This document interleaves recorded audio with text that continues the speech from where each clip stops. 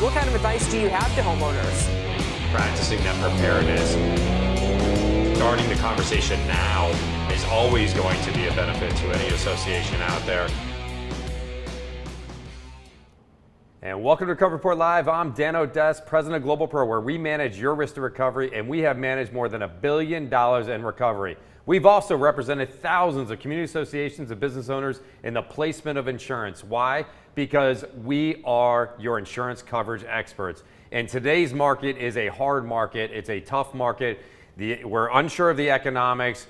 There's lots of bills and federal, state, and local laws that are changing, whether you're for a community association or business. We are all tuned in. We're anticipating a lot of changes as we head into 2022, and we want to make sure that you have the information you can use. So that's why tuning in here at the Recovery Report every Thursday at 11 o'clock is in your best interest. Whether you're a property manager, community association, board member, or a business owner, we have the information you can use. And there's some really important information out there right now regarding project delays that are adding construction insurance costs. There's quite a few articles that are coming out, so it's really important that if you're in that industry, if you're in that business, if you're planning a project, whether it's today or into 2022 and beyond, that you're taking these into consideration, these increased costs, right?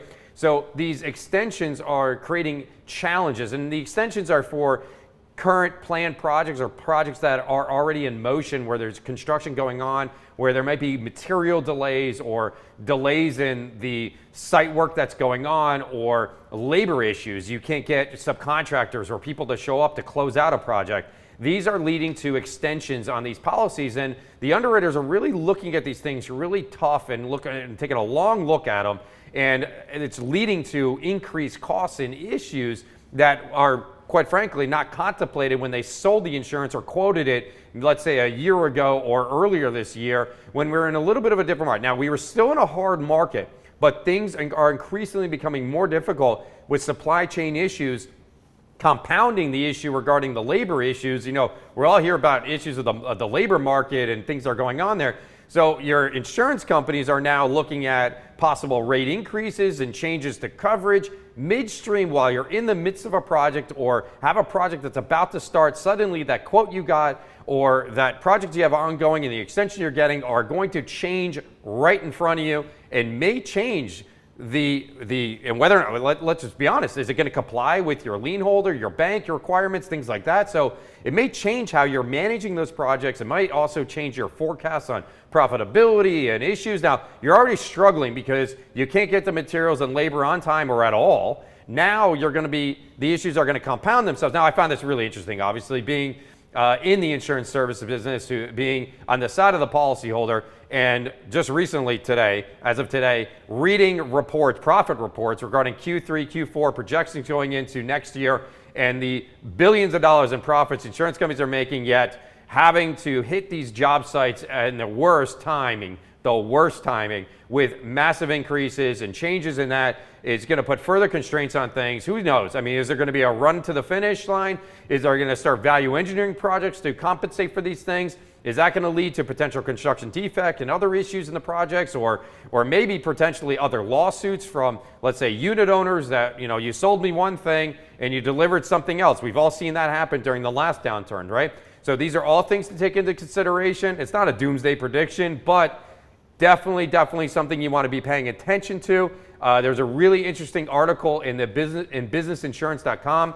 It's inside our newsletter. It's there. If you've clicked the button or receive our email, you will see the article there. So make sure you click on it. If you're in that business, track these things. These things are happening. They're starting to talk about it. They're setting you up for rate increases or changes in your policy forms, and making sure that your broker is aware of changes to those policy forms and making sure it's compliant with your banking and your lien holder requirements is really, really important. And I have found that a lot of brokers are a little clueless when it comes to those things because they're not in the business of real estate, but they may be in the business of just selling insurance and pushing a product, but that product may not be conforming with those requirements anymore. So be sure you're paying attention. Other big news in the community association world, we're talking about Fannie and Freddie releases new project requirements for condos and co-ops.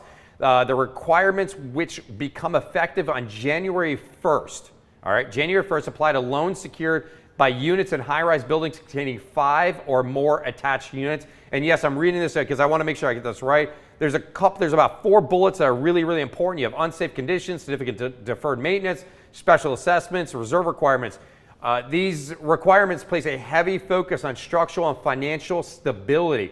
It's really important. Again, though, we're going to make sure that link is available to you. This is definitely something really, really important for associations to consider. I mean, there's definitely, again, they're changing requirements, right? We just talked about changing requirements for ongoing projects, which may be community associations, and now we're talking about ownership of units and the requirements there that may have changed. So make sure you look into those things. Make sure you're collecting important paperwork, meaning like pertinent paperwork like appraisals, more than 6 months of condo co-op meeting minutes, financial statements, engineering reports, inspection reports, and reserve studies. Those are all going to be very, very important documents that you're going to want to know, you're going to want to have, you're going to want to retain, and you're going to want to make sure that they are in compliance with these new requirements. So January 1st effective date on that stuff. So make sure if you're not getting the email subscription, head on over to our website or go to YouTube. Make sure you hit the subscribe button, follow us, like us on all the social media. You'll make sure that you get the links to these important things. Well, speaking about important things, our next guest knows a little something about recovery and restoration, and it's really important given the changes in weather and all the changes in the policy conditions and the hard market that we're all in.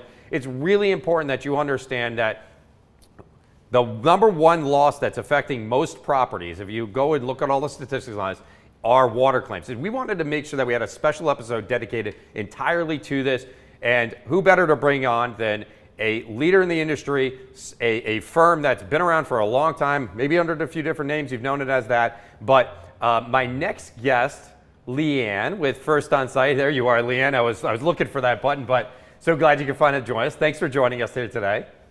Thank you so much for having me, Dan. It is such a pleasure to see you, and I'm thrilled to be on your show here today. So thank you so much. All right, so First OnSite is a leading restoration and property reconstruction company serving North America and beyond. They are proud to provide high-quality remediation, restoration, reconstruction services for essential industries of every kind, from healthcare and education to commercial and residential.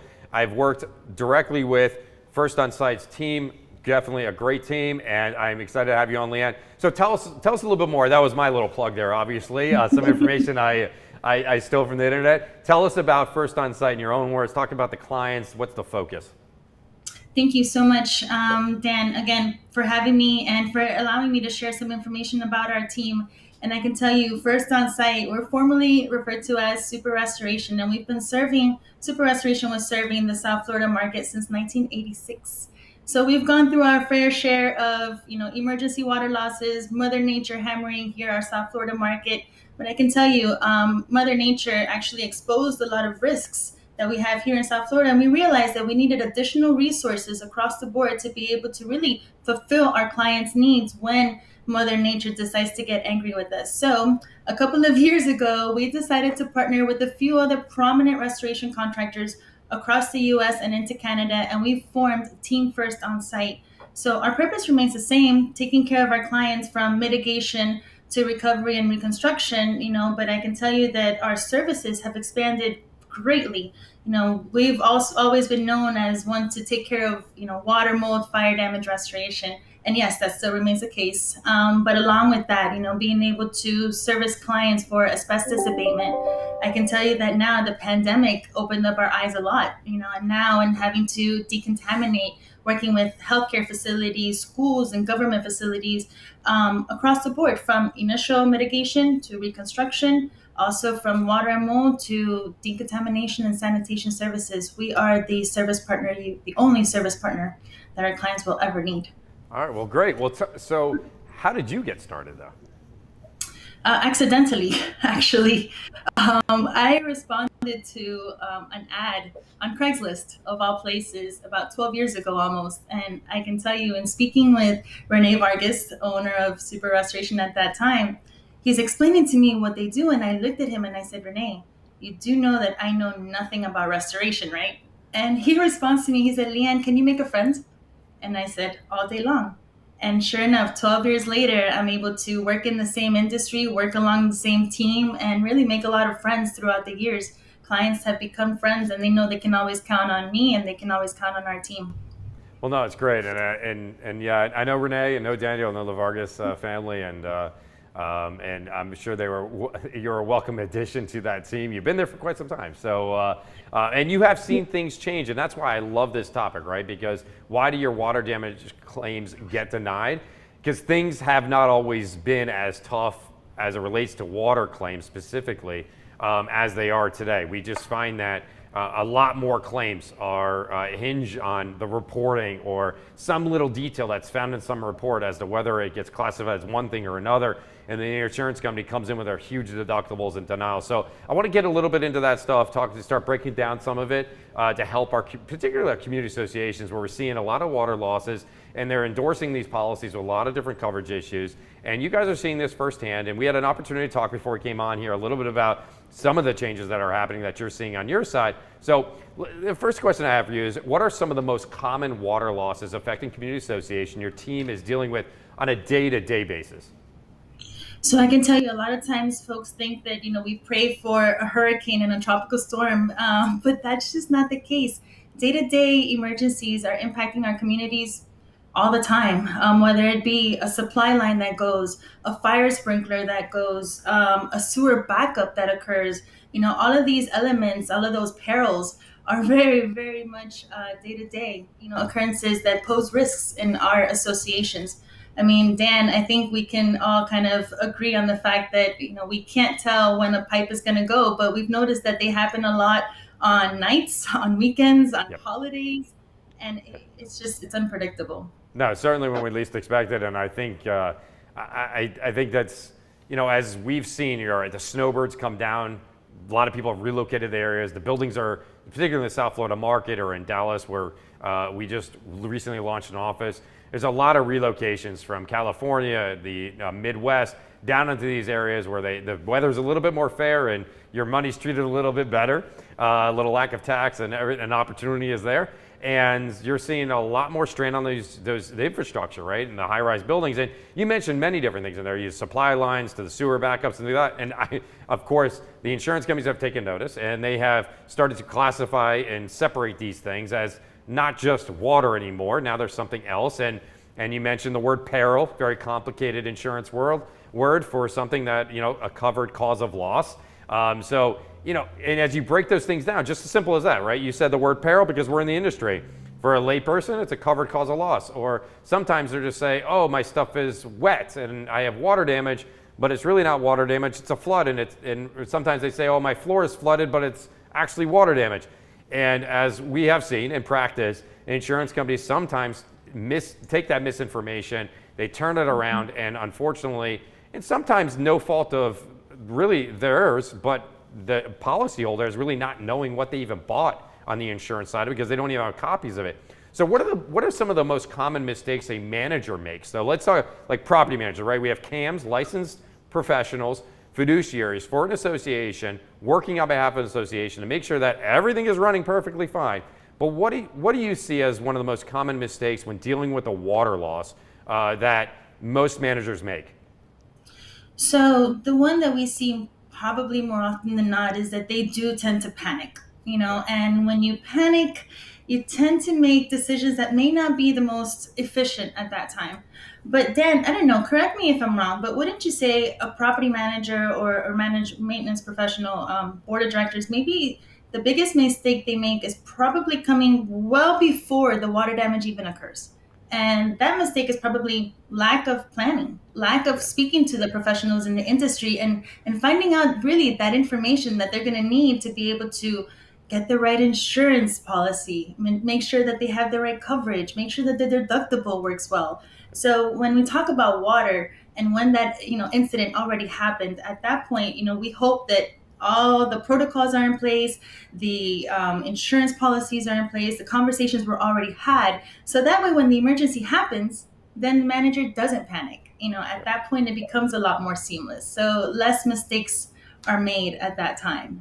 I'm sure you've spoken to clients and they ask you questions and saying, Dan, what could go wrong? Because when it comes to a water loss, you tell me, right? Yeah, no, there's a lot of things. We actually have a slide in our continuing education. I always make sure I insert it. It says, slow down, take your time, period. That's all it says, right? So, and then I teach that to CAMs, and I think it's obvious. I think to your point, right? It is a common mistake. You panic, and you're not slowing down. You're not taking your time. They rush to report the claim. They just want the cheapest policy. They just want to get it over with now. And that slow down, take your time applies, as you just pointed out, to not only dealing with the claims themselves, but also when you're getting the insurance, like understand what you're actually buying. Know that if you choose the higher deductible, are you properly reserving in the case that something were to happen? Because I mean, we're looking at 25, sometimes 50. I just recently saw almost $100,000 deductible on water claims. Most common loss I see in these community associations are water losses, true water losses.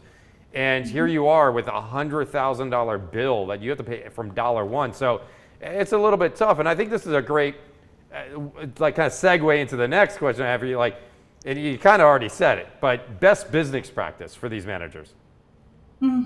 Definitely to stay calm, engage, and follow through on your protocol. Make sure that you have your service partner on speed dial.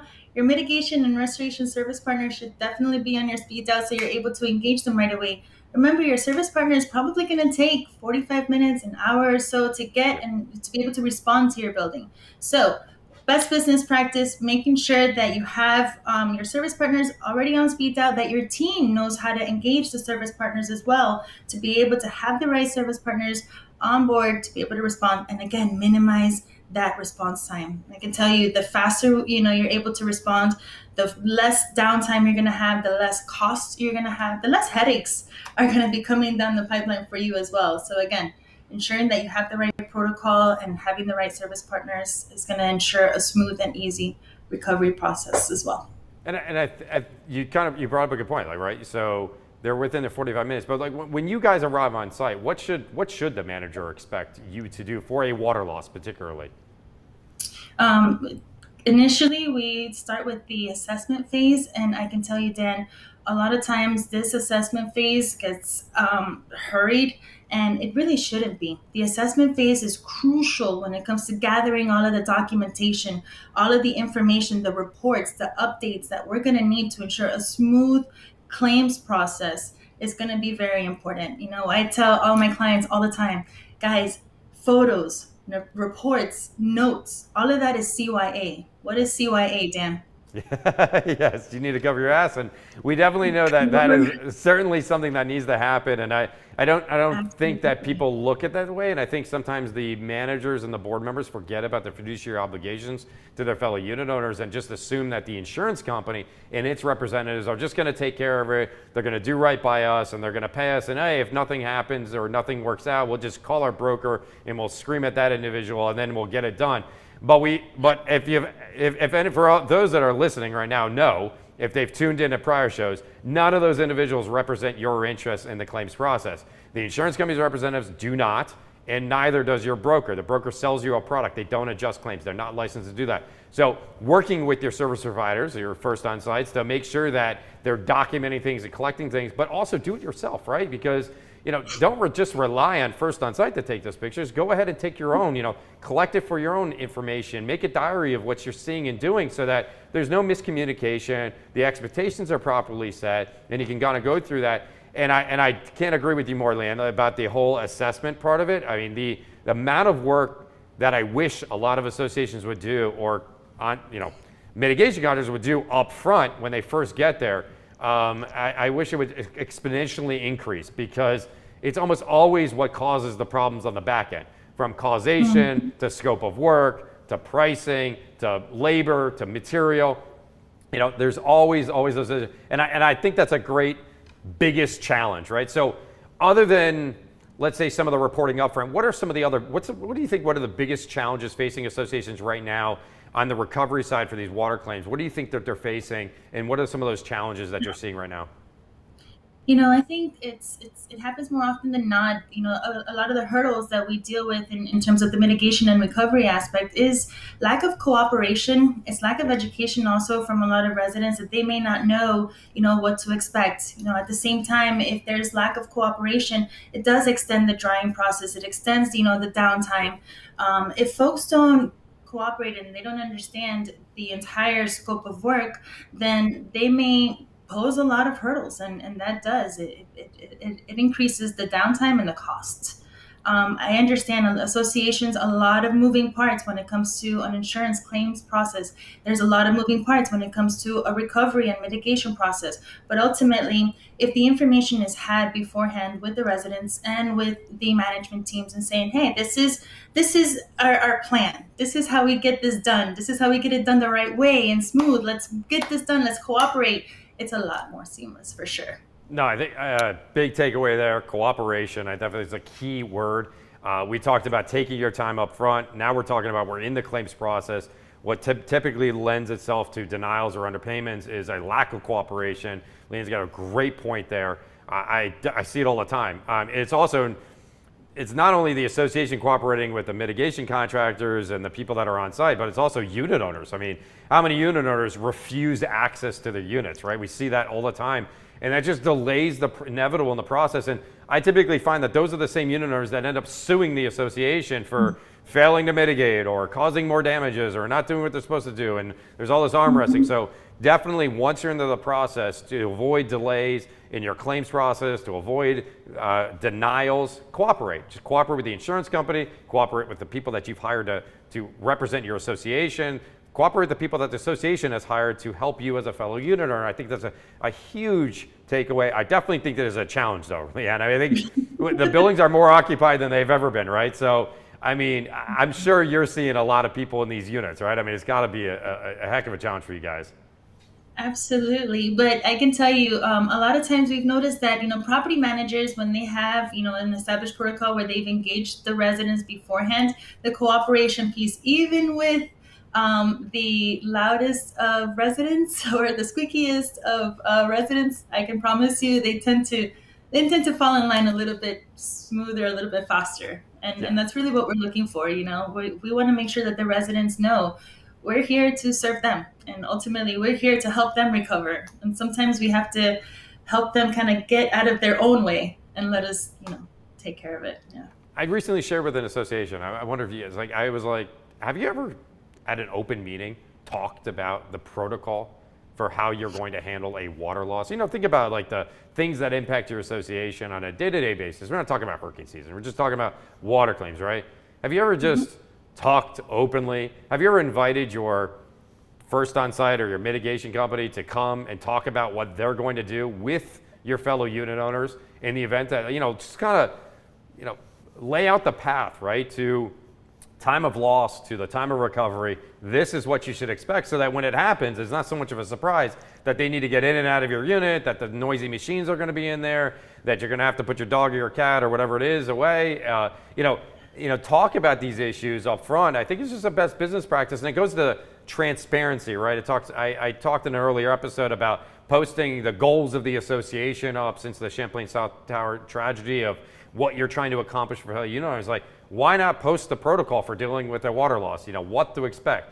Educate people about the process. I don't think you would disagree with that, would you? No, not at all. And actually, I can tell you, I've seen some associations, especially those that have been impacted by multiple water losses, multiple unit owners. They've had, roundtable discussions where they've invited, those folks that are going to be involved in the insurance claims process, from their broker, an insurance adjuster, a public adjuster. They invite, the board of directors, definitely the community, and then their service partners, and say, guys, how do we get on the same page? Let's have this open conversation. Let's see where my responsibility lies and where it ends, and where Dan's lies and where his responsibility ends. All of those things is going to ensure that, the process itself, because it's a very intense process, is a lot smoother from beginning to end. So yes, those roundtable discussions, I love it. Those are all great points. I think we have some great takeaways here about taking your time, about the cooperation, about potentially having a meeting to talk about this, to dry run, walk through these things. A lot of different things. The landscape of water claims are changing. They're not going away. I think they're going to intensify. I think you're going to see a lot more changes to the policies, and they're going to improve upon this language and within the policies, what constitutes water damage, what doesn't. I've seen that some insurance companies are requiring, not just by election to get a reduced premium, but are actually requiring early warning systems, even though most of those don't even work.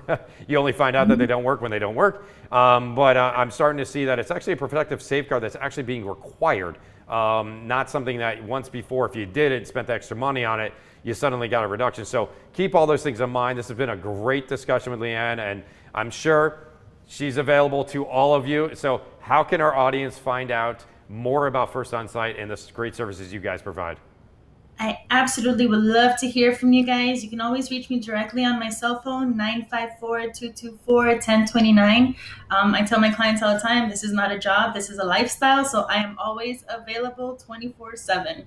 You can always email me, leeyen.sieza@firstonsite.com, or connect with me through LinkedIn as well. Looking forward to speaking with you guys. And Dan, again, thank you for having me on your show. It's been a pleasure. No, it's awesome. So thanks so much for joining us, and I'm sure we'll have you guys back to talk more and more about these things as this situation kind of evolves. It's definitely something very top of mind. We get a lot of calls about water losses. We get a lot of calls about, early on. They call us first. They call us when it gets denied, when it's underpaid, and we see First OnSite out there and doing the great work that they do. So thanks again, Leeyen, so much for joining us here today. Thank you. All right. Well, that was a great, important interview, topic, discussion with Leeyen, with First OnSite about something that is, again, it's constantly evolving. We are in a hard market. We're seeing so many changes. Since now, water isn't even really water. Flood is not even flood. Since, suddenly hurricane damage is something other than hurricane. It's wind-driven rain. They just keep on changing and moving the ball, if you will. You have sewer backups and drain backups and overflows, where you used to be easy to get coverages. You're having to do an extensive amount of investigation into causation, whereas your own real obligation under a policy is to prove damages. But in order to get the coverage, you're finding yourself having to dispute issues regarding coverage, and a lot of that has to do with the way in which we are initially reporting these claims. So really important issues, really important topics, some great takeaways. A big topic that we always talk about is just be prepared, right? Just walk through the process and just act as if it's already happened. And what are you doing first? Who's handling the reporting? Who are you calling? Who's going and meeting the adjuster on site? Who's contacting and interfacing with your mitigation contractor and walking them through the property? And what notes are you taking? Don't only rely on your contractors, on the insurance company, and everyone else to do your job for you as a manager, as a business owner, as a board member. Get out there, walk the property, understand what the issues are. Don't wait until it's too late, because then you're going to be in a big fight with your fellow neighbors, and it's just not going to result in anything good. It's going to bog down productive conversations about things you're going to be able to do to help your association, and you're going to end up just digressing into this world of hate and anger and frustration. You're going to be spending money out of reserves. You're going to be fighting each other all the way through to the end. Your association is going to get sued. You're going to deal with liability issues, et cetera, et cetera. If you don't believe me, pick up the phone, call some other board members, talk to some managers about it. They are dealing with this issue more and more now today than ever before because of the provisions in these policies regarding water. And I will tell you that a lot of them have perverted to being something that they're not intended to be, or if you look at the way in which they're written, right, they're not intended to be interpreted that way, but unfortunately they're being used that way as a sword to underpay, deny, and delay certain claims.